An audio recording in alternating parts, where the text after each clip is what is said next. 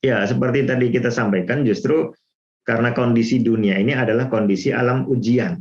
Yang namanya ujian tentu ada kondisi-kondisi di mana dia tidak ideal, ya, tidak sepenuhnya sempurna, ya, bahkan di sana juga muncul banyak ketidakadilan karena ini hanya etapa awal yang kemudian nanti akan mendapat pembalasan, ya, bahkan mendapat imbalan yang setimpal, bahkan segala apa yang diderita oleh seorang mukmin di dunia ini akan mendapat balasannya. Jadi justru ujian-ujian atau kemalangan atau bahkan rasa sakit itu menjadi kebaikan manakala disikapi dengan tepat, dan sekaligus menjadi ujian apakah seseorang itu tangguh atau tidak.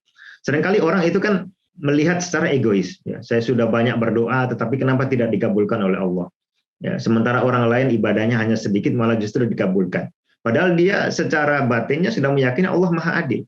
Tidak mungkin apa yang memang menjadi haknya itu tidak dipenuhi.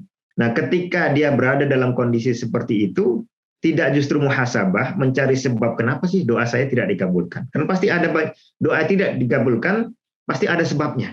Harusnya seseorang itu mencari-cari apa kira-kira sebabnya. Lalu ketika tidak ditemukan sebabnya secara jelas, dia pun sudah tetap pada keyakinan bahwa ini pasti ada faktor-faktor tertentu yang menyebabkan tidak dikabulkan.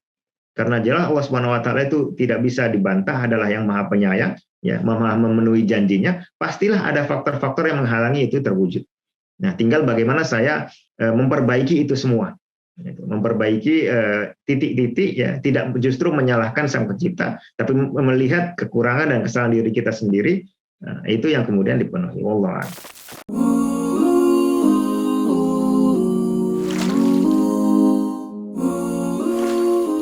Mimbar TV, inspirasi surga.